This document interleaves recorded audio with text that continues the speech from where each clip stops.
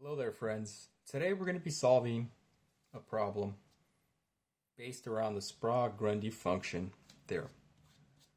And so let's begin. Now the problem goes as follows. In this case, we're actually given the function and its outputs, and we're being asked to complete the edges on this graph. And so I'm going to start from the values here, here, here, and add edges where it's appropriate, and not add edges where they're not necessary. And so we'll start at 0. Now, given the function, 0 is a terminal position. In this case, whatever game this may be, if you're at 0, you've lost the game.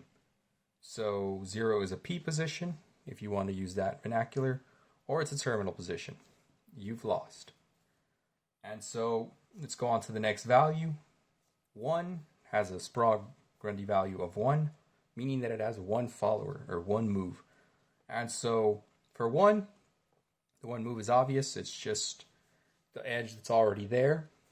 So it's just 0, you move from 1 to 0, and the player next turn is going to lose. So there's nothing to add to this, to the edge, to the graph here. For 1, there's no extra edge needed. Now for 2 has a Sprague-Grundy value of 2. Now, it's still an end position, given that it's not equal to 0, so you can still win from this position, but it has 2 followers. Now we're given 1 follower here, where you move to 1.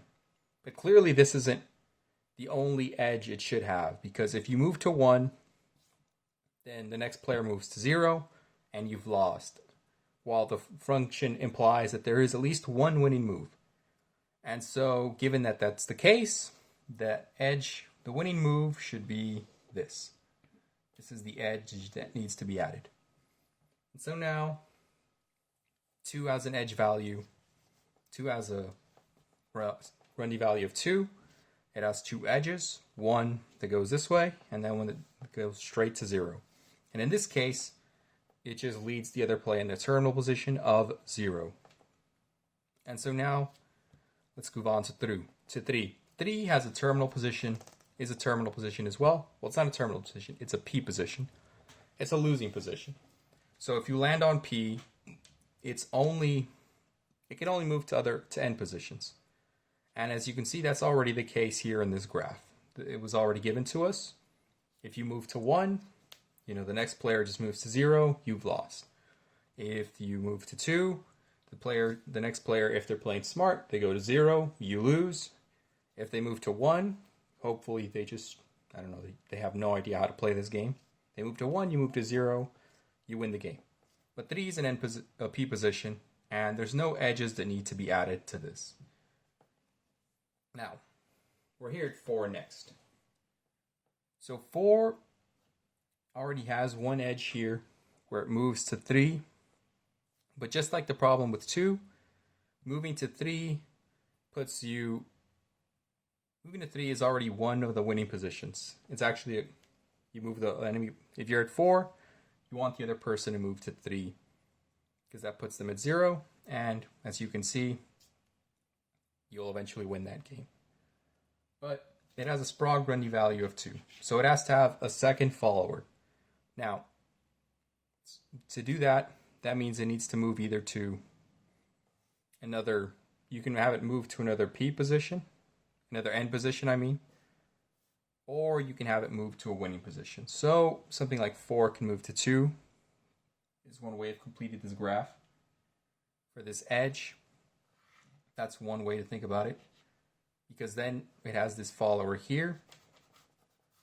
Another way is just completing the edge here by having 4 move straight to 0. That way you still have the 2 winning edges.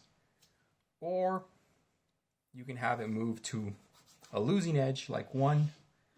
If it moves to 1, of course you lose, but you still win by moving to 3. And so any of those edges will complete the Grundy function. So that's it for the problem. Now, if you have any questions, concerns, comments, or if I went wrong somewhere, feel free to let me know in the comment section. If there's something else you would like me to solve, Anything below the undergraduate and below, I can solve fairly comfortably. And if not, I can always give it a shot. Let me know in the comment section as well. Thank you for watching, and I hope you have a nice day.